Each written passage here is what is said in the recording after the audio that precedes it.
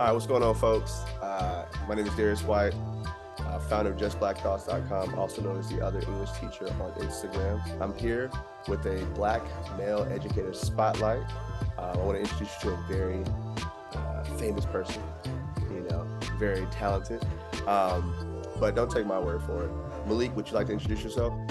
Hi, everyone. My name is Malik McMillian. I am a English and history teacher. Well, this year, English and history teacher at the St. Paul's Episcopal School in Oakland. And I'm a Bay Area native, born and raised in the Bay, born in San Francisco, raised in Oakland, single parent household. My mom did the best she could with her 3 kids. But yeah, I just always loved being in education. I'm sure we'll get to that, but I'm a teacher and this is my dream job. This is literally what I've always dreamed of doing. So it's everything. Before we get into the nitty-gritty of the profession, give us 3 things you love about living and being from the Bay Area. Okay. 3 things I love about being from the Bay Area. Okay, one thing would be diversity, I would say. And be honest, when I lived in LA, as diverse as they said it was, I lived in LA for 7 years, and as diverse as they said it was, it actually wasn't. Where I lived didn't feel as diverse. But I love the diversity, the fact that we all have to coexist together because it's not that big. I love that about the Bay Area. We're all in this together. It's super fun. I love the diversity. Yeah. I love how close everything is. I love that everything could be walking distance or a bus ride or a quick Uber ride or, the accessibility is everything. And then I would say the last thing I like about being from the Bay is everyone out here is it's just a vibe, everyone just picks up off of each other. The energy is good with each other. Everyone has people either dance, when you go out and you see people playing music, everyone's dancing together, everyone's moving together. It's just always been that way ever since I was a kid, and I see that more so now as an adult, and I love it. Yeah, tell us a little bit about how parts of your childhood are showing up in your journey as a teacher. Well, it's so funny. So I was one of those kids that actually played school when I was a kid. So I would go home and I would, my mother bought me an easel. And so she bought me an easel. I remember asking her for an easel, a whiteboard and a chalkboard for Christmas. And she bought me an easel. One side was chalkboard, one side was a whiteboard. And she bought me all these expo markers and a thing of chalk. And I remember being oh, now I can play school because I love school. I love learning. I loved reading. So as a kid, I always played school. I pretended like I was the teacher, and I would read to my stuffed animals, or I would even pretend to make my cousins and my siblings my students.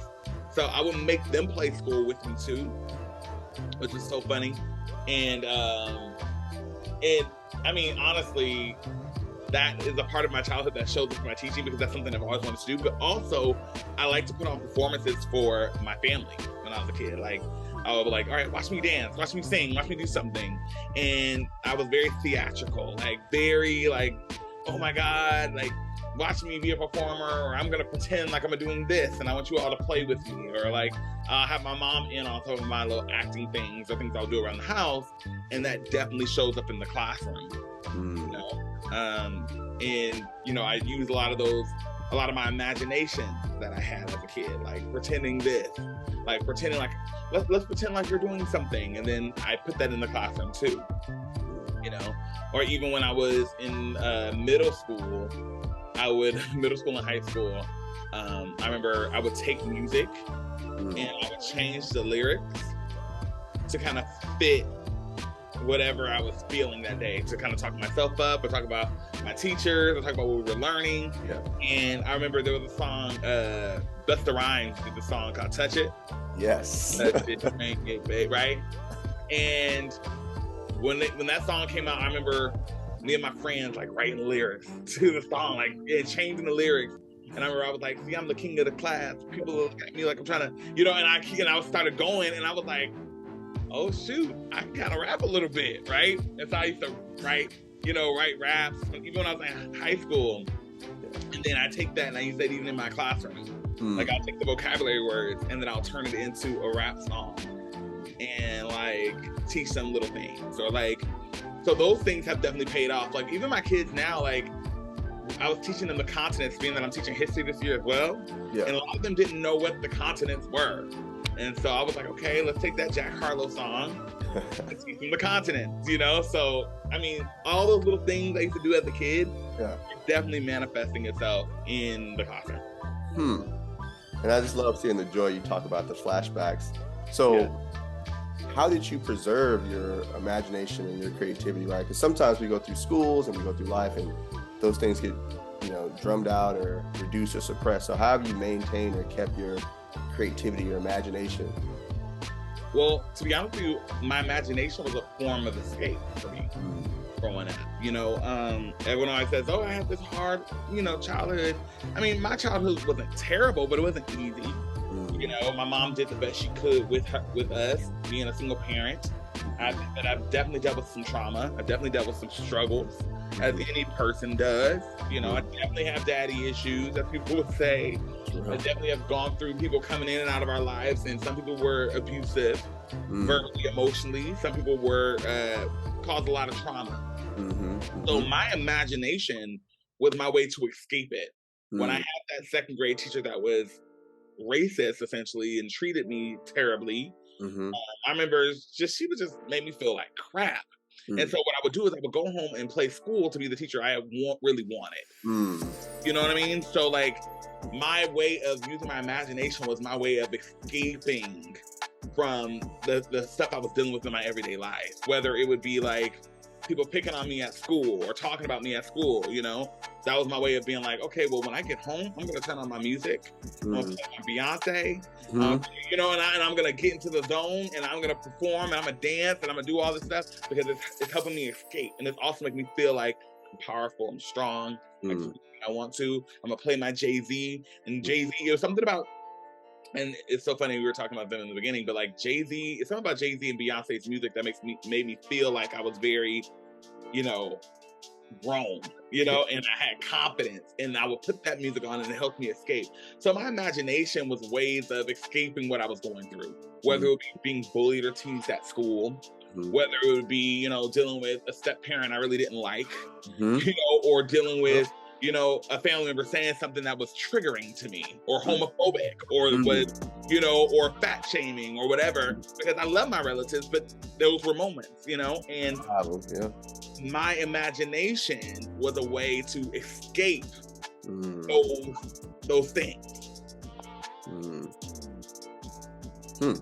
But you know what? You know what, Darius? It actually helped me in my career too. Yeah. It helps me like relate to my students in a way where it's like, okay, I know how it feels to be teased. I know how it feels to get homophobic slurs and people saying things about my weight, or people saying things about the way I look. And now when the student goes through that, I can connect with them, right? How it feels to have a parent or a loved one say crazy things to you, and you're like, wait, where did that come from? Like, why are you saying that about me?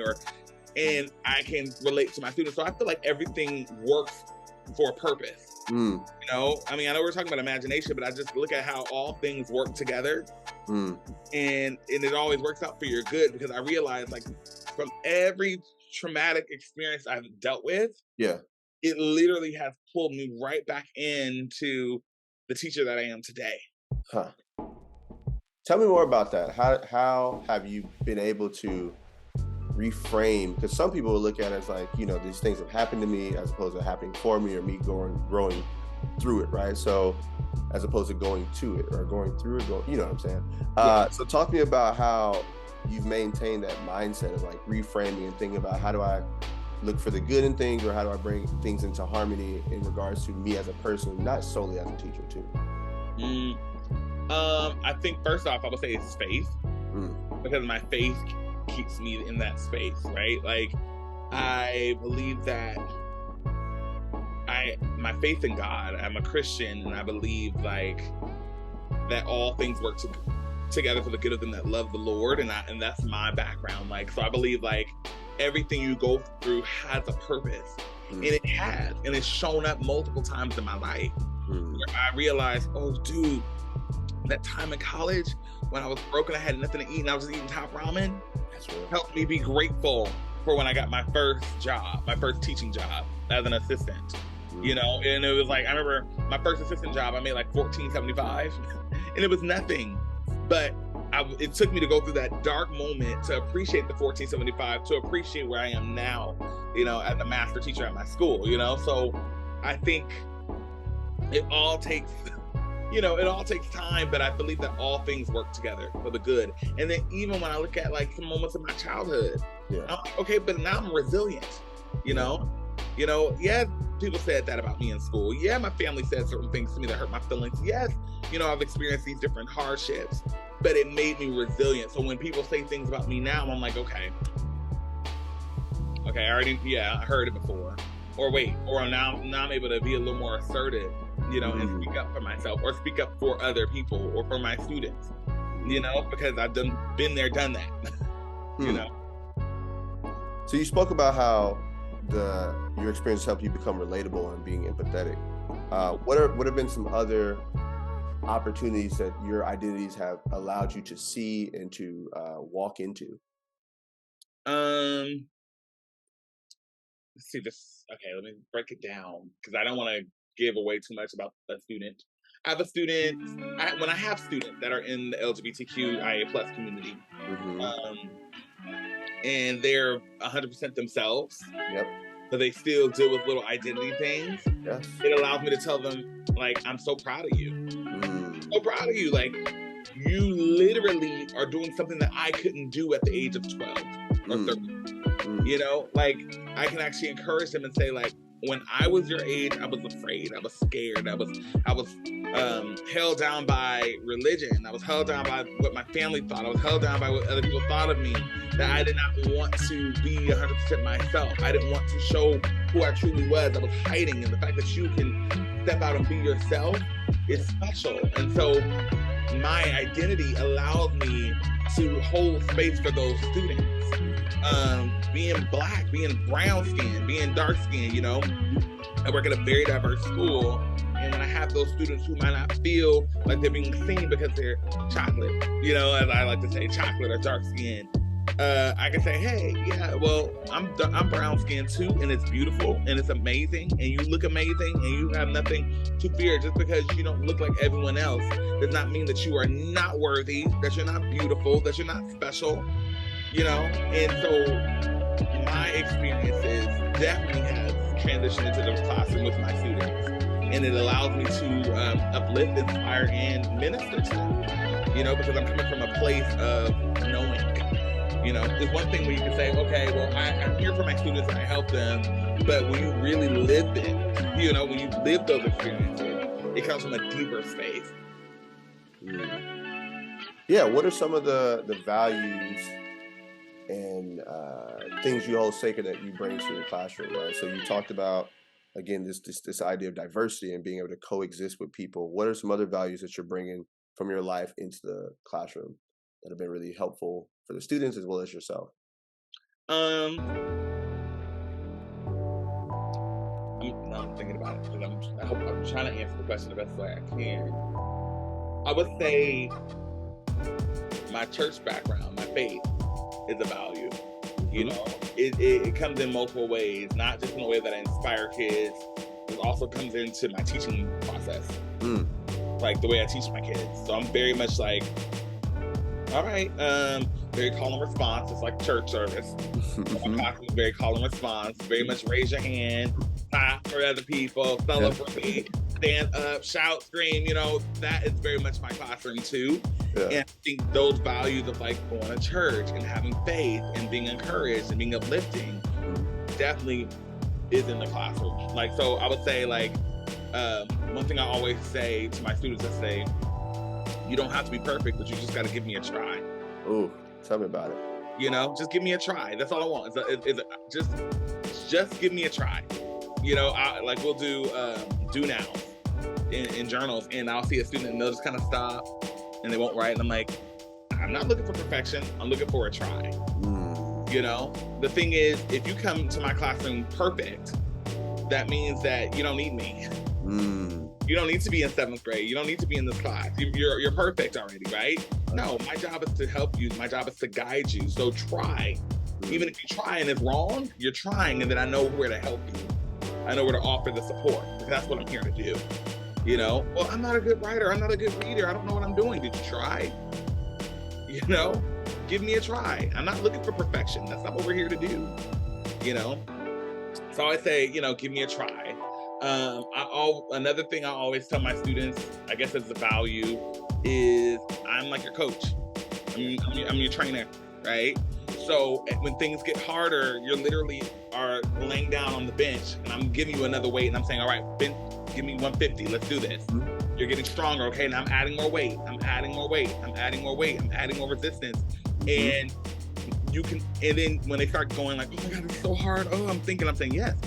When I add more, when we're at the gym and I'm adding more weight to you as your trainer, it's not gonna be easy. You're gonna shake a little bit, but I'm here to spot you. You know, I'm here to spot you. I'm here to say, okay, it's heavy, it's hard, but I'm still holding you. You know, I'm not gonna lift it for you, but I'm gonna be there, and I'm gonna support you, and I'm gonna support you in the best way that I can. So, sorry if you see me make faces, folks out there. That's the like, I feel you face, for those who are not familiar with traditions of like when you're in a cipher and someone's like says something, you're like, ooh, that was hard. Yeah. Tell us a little bit about, you know, you said you're not new to teaching, obviously. You've been in the game for a decade plus, right? What have been some other roles and ways that you've been in education, and how has it kind of shaped your current stint right now as a humanities classroom teacher? Yeah, so funny. So like my whole little journey, I will say, I started off as a after-school program teacher. So when I was in middle school, we had this program called East Bay Asian Youth Center, which is it's on East 12th, still an organization, nonprofit organization out here in Oakland. And I remember being in that program in middle school, and them saying, and one of my mentors saying, you know, if you all want to be a mentor, you know, you should totally do, you know, EBASI. I'm like, I don't want to be no mentor. I don't like mentors. They make us do homework, whatever. And then something told me, like, I want to get a job. Oh, well, they did say if I want to be a mentor, I can get this job. So from the age of 14 to 21, so all through high school and all through my junior college experience, I was working as an after-school program coach. So I literally would do homework with the students. And then after homework, we would go into, to do homework. And then I'll do a reading intervention class where I was actually teaching reading. You know? And I was teaching them reading strategies, which is so funny because that's exactly what I do now. Right. So I'll teach them clarifying, predicting, questioning, like literally going. And we used this, I think it was called Sword of Success, a book we would read. It was like this paperback book called Sword of Success that we would teach from. And literally we'll read the stories, they'll answer the questions. And it was so redundant, it's so old school, but it was like my first like peek into teaching, you know. And then I moved to LA, went to college, and you know, didn't work for like 2 or 3 years. I have no money, and I was struggling. Talking about the journey of like appreciating, struggling. Like literally, my mom sending me like $20 to go to like the 99-cent store to buy groceries. Like struggling. Had to give up my car. My car was repossessed. It was a struggle. And then all of a sudden, like once I graduated with my bachelor's, my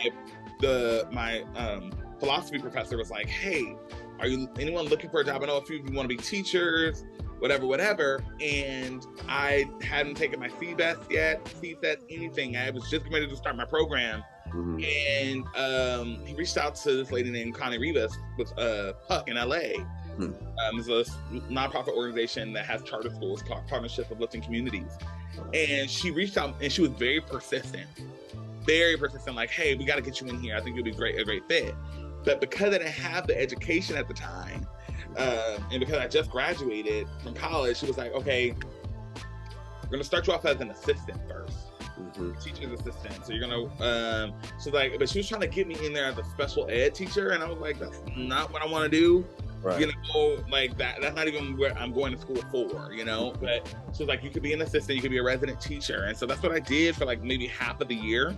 And there was this one teacher there that was like struggling with the 7th grade class. I mean, she was like having breakdowns. She was crying. She wasn't eating any food. The kids were going off the wall. They were throwing things across the classroom. I mean, this is a typical like lean on me, stand and deliver situation. Like the kids were going crazy.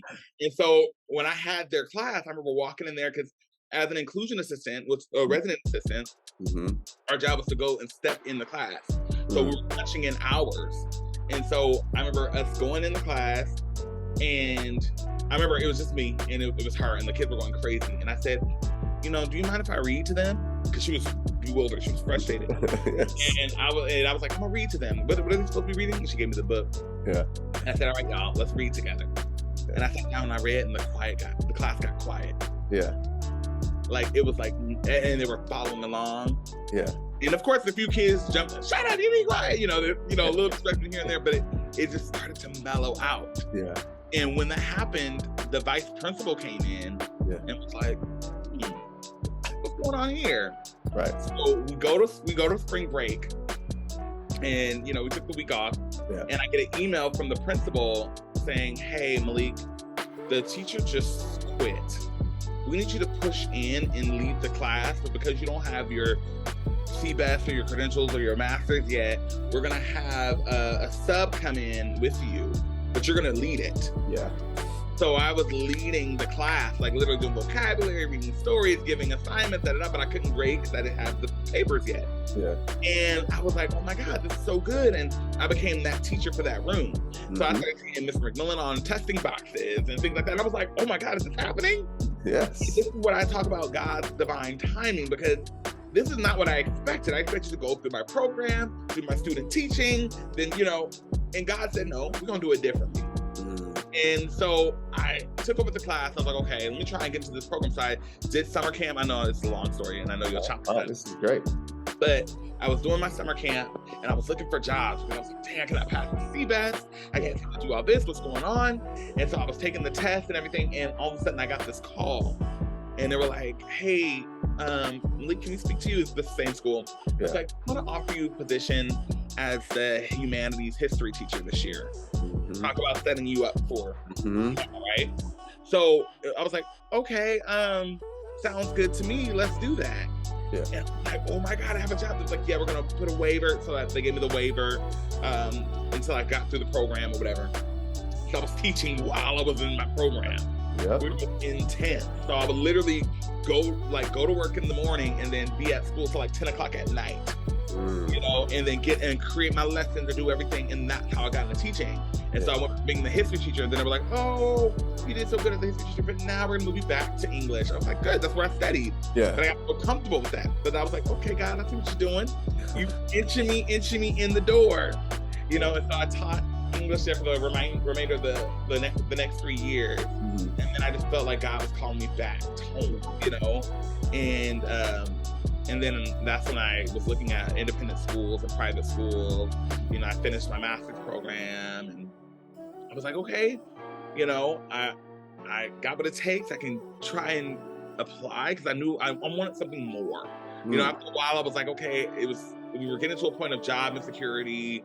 The people wasn't applying for the schools like they were applying for them.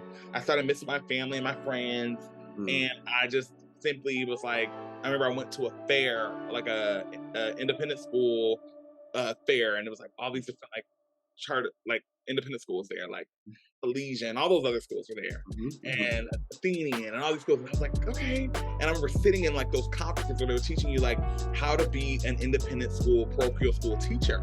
So I was going to different conferences and things like that. And I was like, oh, this might not even work. Why am I even sitting here all day? Talk about things working for your good. Talk about things like preparing you. Yeah. And I'm sitting at this workshop. I'm not even getting to any of these schools. Yeah. I'm literally taking all these workshops about how to work at an independent school or at a parochial school. I'm probably just gonna stay here and just figure out how to renew my contract. And I applied to the school that I'm currently at now, and we went on lockdown. Literally, went on lockdown, and I remember being like, oh snap, but the beauty of that was my interview was on Zoom. Yep. I had to travel to Oakland. Everything was on Zoom. The first 3 interviews, the teaching demo was all on Zoom. And they said, we want to offer you the position. I was like, oh snap, wait, hold on, wait. I don't know if I'm going to leave LA yet. So I applied for a school in LA, and I didn't hear back from them. but I kept hearing back from this Oakland school. And then they were like, we want to offer you this job and we want to offer you this money. I was like, okay, God, it's time to relocate. And I was venting about this with my cousins, and my cousins were like, Malik, you need to take that. Yeah. And so I moved out here, and the rest is history. And I just find it funny how, like, God, I had one way of how I wanted to do things. I feel like God had a different way. Like, I'm gonna move you in here differently. You know, I felt like in my life, the way things always happened for me, things always worked out for my good. I was never the smartest kid in my class.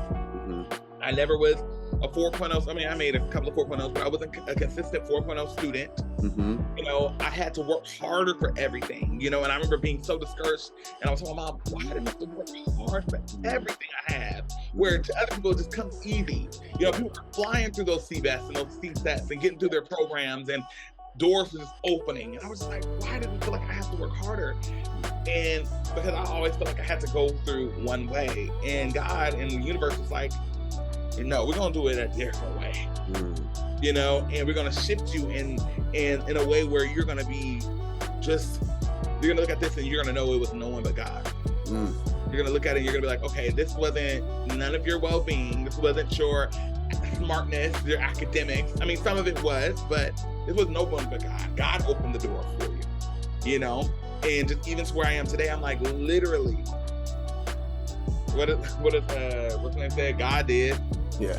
He did. Like, he literally put me in this situation where I am today. Yeah. I owe it all to him, because it could have went, I mean, I could have been still like struggling and trying to figure this thing out, making $14.75 an hour, like, but literally the trajectory of my career has literally been like a miracle. If you could speak more to that, like, you know, and we're thinking about, our work is so hard, it's so personal, it's professional, it's everything. We wear so many hats. And there's so many competing interests and voices, right? You know, you still think about the kid from 3 years ago. Yeah. You got to see tomorrow. So how have you been able to kind of tune your ears and eyes to listen to the universe? You know, some people call it God, universe. How have you been able to do that, right? Because some people, the opportunities and blessings are there, but they're closed off to it. So how have you been able to train yourself, discipline yourself to keep your eyes and ears open for those opportunities and blessings? I would say first things first is the foundation has already been set. I got my family and my mother to thank for that. Like, my mom put the fear of God in me. Like, we go to church, we pray up, we do this. And obviously now I know God for myself, and I define God completely different from the way they do. You know, as a Black queer man, my God, the way I look at God is definitely not the way they look at him. But my mother definitely set the foundation. The foundation has been set. So she literally has created the place of, you know, we pray, we meditate, sage when we want to clear the energy. You know, my mother, she was a radical Christian too, because a lot of Christians don't believe in sage. You know, a lot of Christians don't believe in some of those things. But my mother taught me how to sage and how to pray and how to, you know, I would see my mother journaling, and she would write in her journal, and that would ground her, and she'll be like, "Dear Lord," and she'll just go into her prayer. And I picked that up, and that's what I do every morning. You know, there's some mornings where I'm like, I'm so tired, God, you know my heart, I'm gonna do this at work, you know. But every morning I make my green juice, or I have my coffee or my tea, and I'm journaling and I'm talking to God, and I'm saying, all right, God, this is what I'm grateful for. This is what I'm thankful for. This is what I need you to help me with. I need you to help me with my mind, my mental health today. You know, because my mind goes on journey. Like you said, sometimes your mind is always looping, right? Because in the profession that we're in, my mind is always going. My health, Lord God, help me be a servant. You know, help my body to be in good health so I can continue to serve your people. This body, my trainer would say, my trainer Angela Manuel Davis, she'll say, your body is a shell and it houses the gift, right? So if this is my shell, this is what houses the gift on the inside of me to serve my students. Lord, help me be healthy, you know? And then those things, of course, I pray for my family and friends, but those things keep me grounded in doing the work, you know? Because it reminds me of like, oh God, these kids are going crazy today. I got so many kids dealing with different traumas and pains, and this kid don't like this kid, and that kid don't like this kid, and this kid isn't getting the information, and this kid needs a little more support. And then you're teaching 2 subjects at the same time, no preps, and you're training a mentee. I'm training a resident teacher too. Yeah. I need God right now, you know? So if I'm not grounded, the ship sinks. Yeah. If I'm not grounded, I'm coming to work and I'm going off on the kids because I'm mad about something that's happened. If I'm not grounded, I'm not teaching the resident teacher how to effectively teach the students when she goes through hard times and when she goes through trauma and how to keep pushing through. Because I believe that my work is more spiritual. Every teacher is different. Every teacher is more like, I work with some of these different teachers that are so different. But me, I'm more of a spiritual person. I bring my faith in it. You know, like if my spirit isn't right, I'm not right. You know, so that's what keeps me grounded. So there'll be days where I'll be journaling and I'll wake up in the morning and I'll have a quiet moment. I'm like, I feel like God's telling me I need to stay home today because I'm not in the right state of mind. Today I'm, you know, because these kids didn't ask for us to give them attitude or shade or, you know, disrespect. Okay, yes, I go through my own stuff, but the kids didn't ask for that. You know, so that's what keeps me grounded. I remember my first year of teaching, my first full year of teaching, my mother got real sick. Yeah. She got real sick, and it was traumatic because I thought I was going to lose her. For sure. And I had to stay grounded. I had to stay in my word. I had to stay prayed up. I had to stay reading my Bible. I had to stay talking to my friends. I had to stay in therapy because those things kept me going so I could show up and be there for the kids. But although the kids don't ask for it, it's always still good to be vulnerable with your kids too and tell them like, okay, I'm going through a hard time. Yeah. That way that, you know, they'll have compassion for you, but also they'll see that you're pushing through. You know. Hope I answered the question. Yes, you did. You said a lot there. I got stuff I got to journal about. So as a male identified person, right, there's multiple intersections we bring, right? Our gender dynamics, you know, where we're from, how we were raised. Yeah.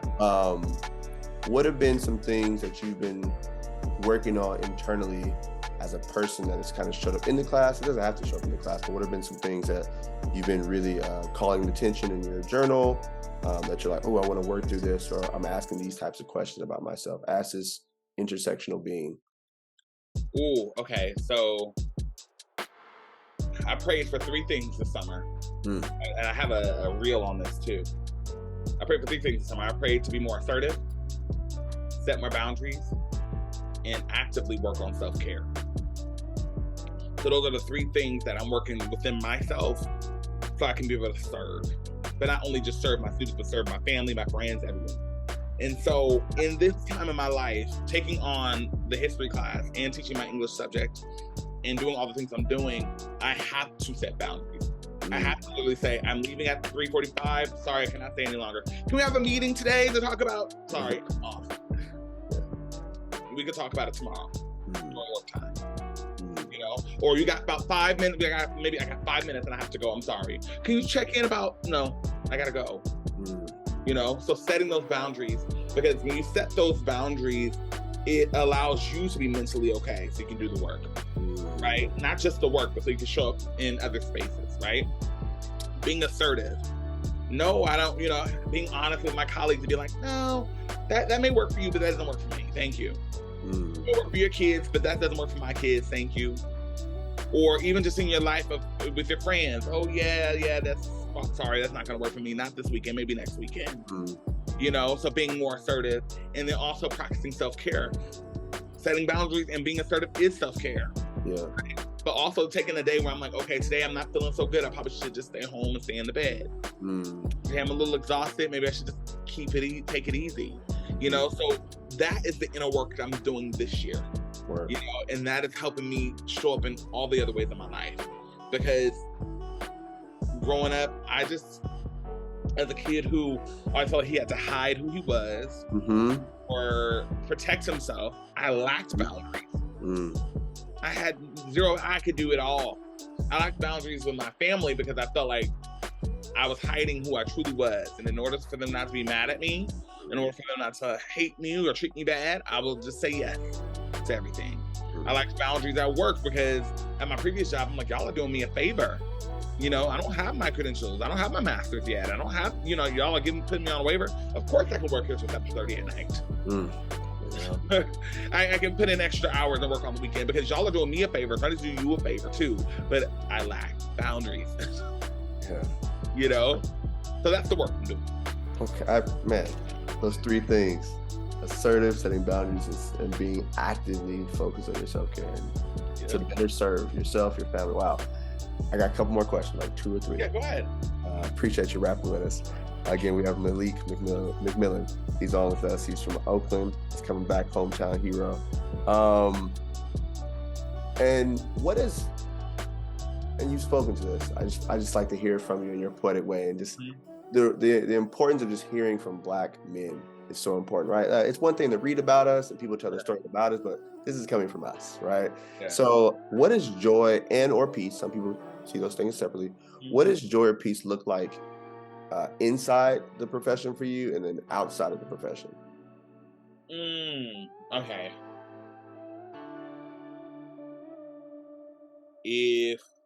Because I'm always thinking about the difference between joy and happiness. And a lot of people find that, you know, happiness is momentary, like based on a situation, but joy is consistent. And I would say joy for me, or even peace for me in the profession, is when I hear a kid say, I used that thing you gave me, that tool you gave me, I used it in 8th grade, I used it in high school. When kids reach back out to me and say, hey, Mr. McMillian, you might not remember me. You taught me in 7th grade. I'm in high school now, or I'm in college now. And you did this for me, or you said this thing to me, and it made me feel so special. I thank you. I appreciate that. Or even when I hear a kid who said, in the beginning of the year, I hate to read, and then you see their reading scores improve. Also, I would say a kid that may not have felt like they had a space to feel safe, seen, and heard, be like, well, I feel safe with you. When kids use that language, like, oh, well, you make me feel safe. That is true peace in the classroom, in the profession, true joy in the profession. Because the day may be rough. Some days I'm not feeling happy. Some days I don't feel good, but that keeps the joy going. You know, I'm making a difference. I like to see that I'm making a difference. And the thing about that is, you might not see it right away, and that's the hard part, right? Because that's what makes you feel like you're losing joy. It makes you feel like you're losing the excitement for what you're doing. But when you hear that student say, but when I was in 7th grade, you had so much patience with me. You showed me so much love. You had understanding. That keeps the joy and the peace. I would say outside is seeing my family well. My family's healthy. You know, my mother is doing well. My mother is a cancer survivor. She is a survivor of a aneurysm. So when I see her walking around and doing the things that she loves to do, hanging out, going out with her friends, being just happy, that brings me joy. You know, when I see my sister going to college and doing her thing, that brings me joy. My brother living his best life, you know, and doing him and being unapologetically him, that brings me joy. So just seeing my family flourish and thrive brings me joy. Being out with my friends, because I always say that I'm a teacher. I'm a teacher by trade, and it's my career and it's my ministry, and I'm a human. So I like to go out. I like to go to the bars. I like to go out to the club. I like to do all that stuff with my friends. Yeah. And that brings me joy, because that actually feeds me so I can be a better teacher.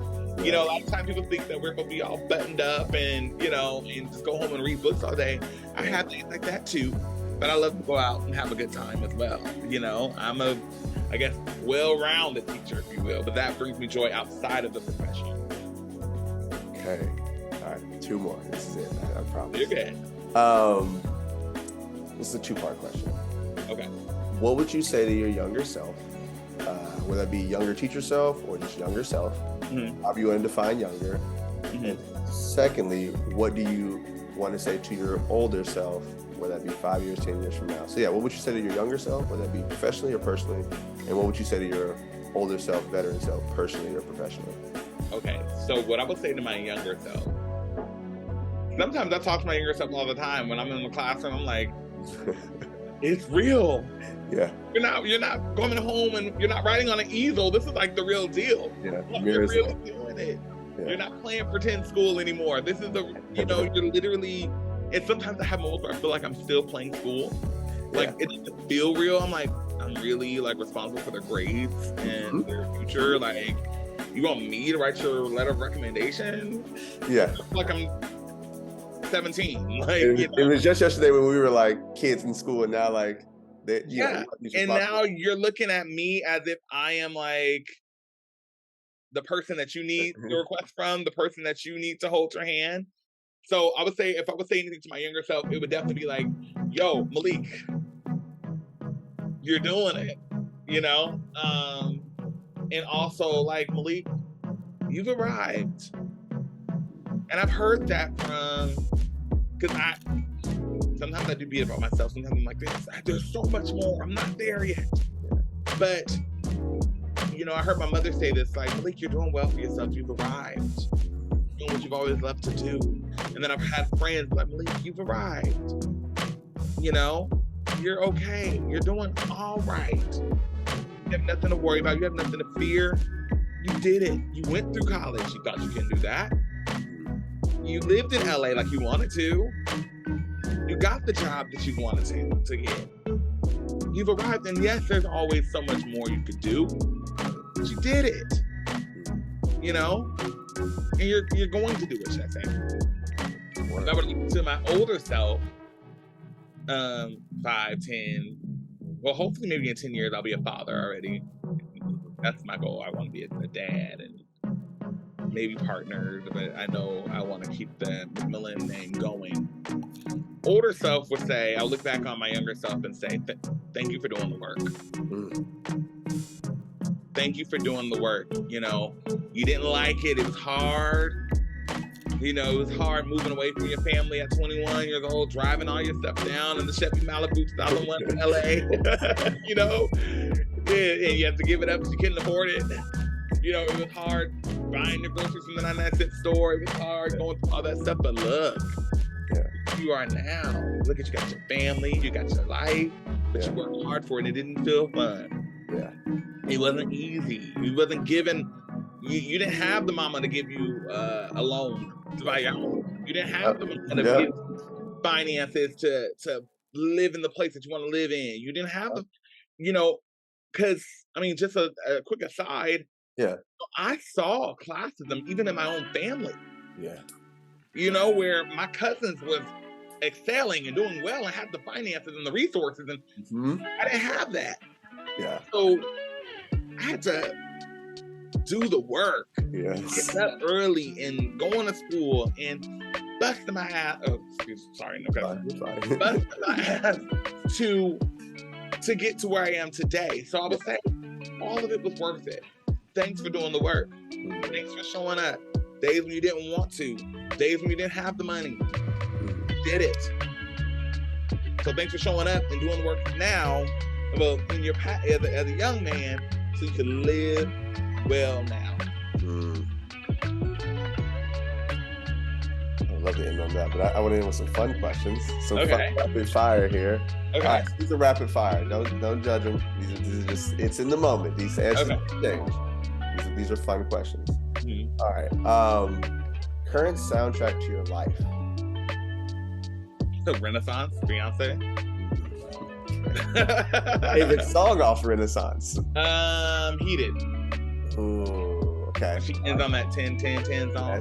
Well, that whole little chant that she says, there's a part where she says, one day I'm overrated, Tuesday I'm so it's like, that's a true testament to like, one day you saying I'm overrated, you're hating on me, you shade, the other day you saying how supportive of me you are, so I just know I'm still that person, I'm still that guy, even when I don't feel like it, like I said, Beyonce's music makes me feel confident when I don't feel the most confident. So yeah, that's the song, Heated. And some are Renaissance too. Oh, okay. Yeah. And Cuff It. Cuff It is another one. I like them all. I think recently I've been banging a lot of energy and is it Church Girl? Yeah. Church Girl. Yes. Even I mean, I can't say I grew up in the church. My grand, you always have the grandma that take you to church. Yeah, It's cool. But that song really hits. Here we go. Slightly different music question. Give me a classic song, artist, or album that you can put on right now and dance to, no matter where you are in life, how you're feeling. Classic meaning, let's say let's say our teenage years, our teenage years. Oh, okay. We'll go all the way back.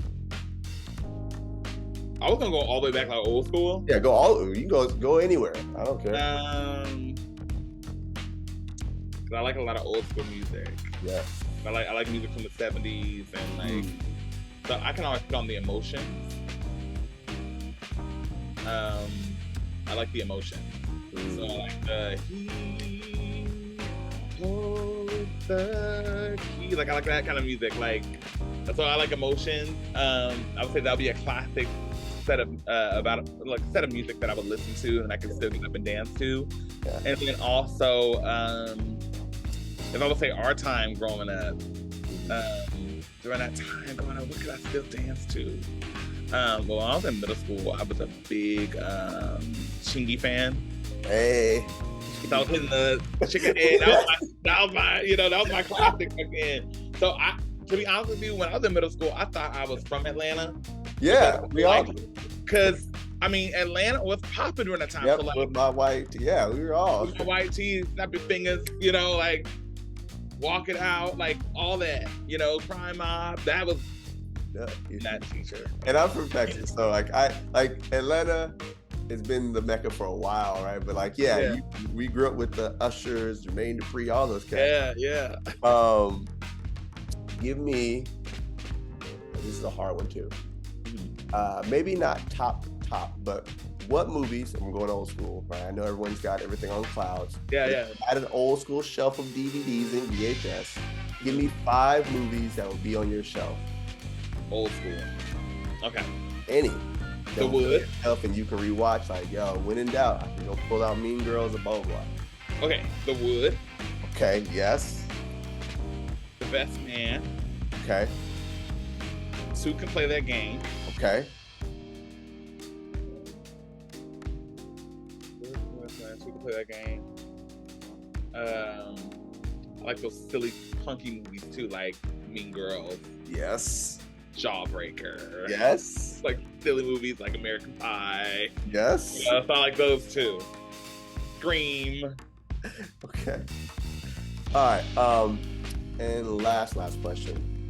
What do you want to leave the audience with? What do you want them to ponder, think about in regards to you being this amazing teacher person who's doing this work? What do you want to leave the audience with to ruminate over? I'll leave them with this. I'll leave them with what I tell my kids. You don't have to be perfect. You just got to give it a try. You do.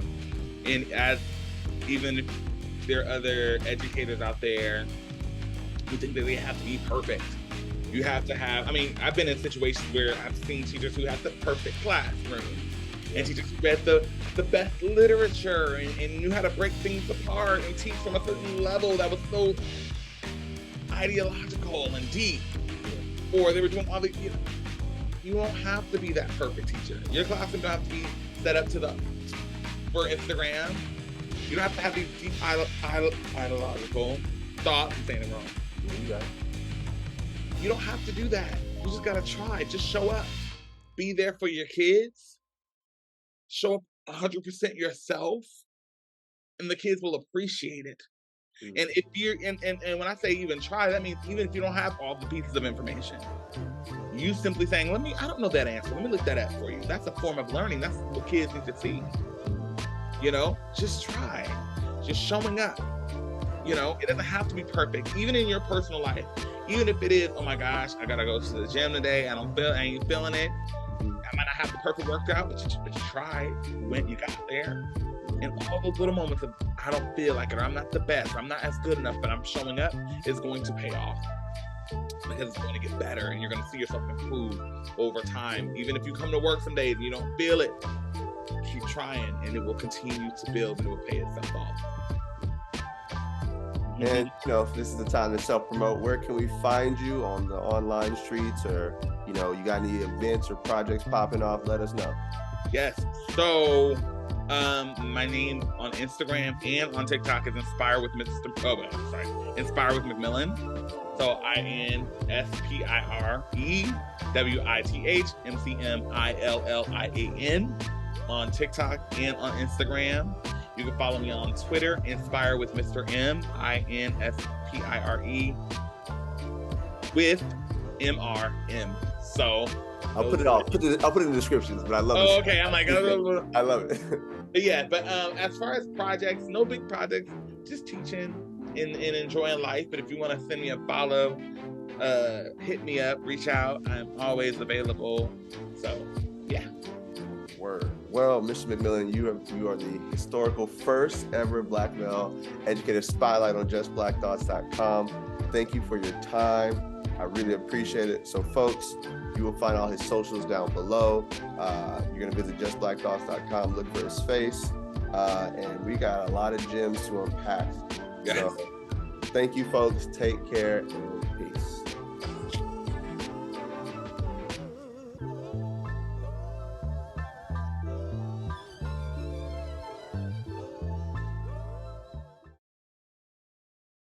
Hey, it's D. White, founder of JustBlackThoughts.com. If you haven't done so, hit subscribe on YouTube. Follow me at The Other English Teacher on Instagram and YouTube. Peace.